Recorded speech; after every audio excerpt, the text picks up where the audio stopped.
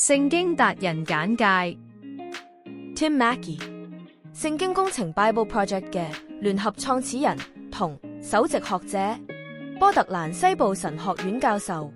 佢以透過創意影像與深入淺出嘅方式解構聖經敘事而聞名。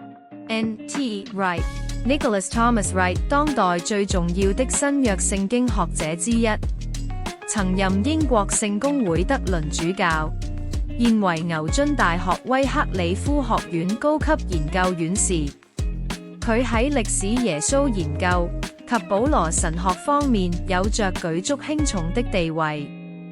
Scot McKnight， 北門神學院新約教授，著有超過50本書籍，包括《耶穌信條》、《好教會》等。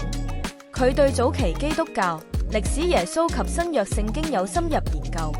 Michael S. Heiser， 已故的舊約學者、希伯來文學者，著有《看不見的世界》、《天使》、《魔鬼》等。佢嘅研究專長於聖經中超自然世界觀同靈界事物。Jonathan Pennington， 美南浸信會神學院新約教授，同時亦都係路易維爾 Sojourn Church East 嘅副牧師。佢喺登山寶訓及福音書研究領域享有盛譽。Timothy Keller， 已故紐約救贖主長老教會 Redeemer Presbyterian Church 創會牧師，著名嘅基督教護教家。佢嘅著作同教導對現代城市、植堂運動同福音信仰有着深遠影響。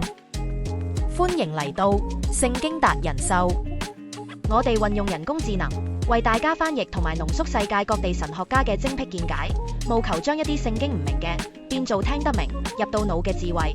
我哋嘅目標係帶大家跨越文字同文化障礙，一齊進入聖經世界，睇清入面講緊啲咩。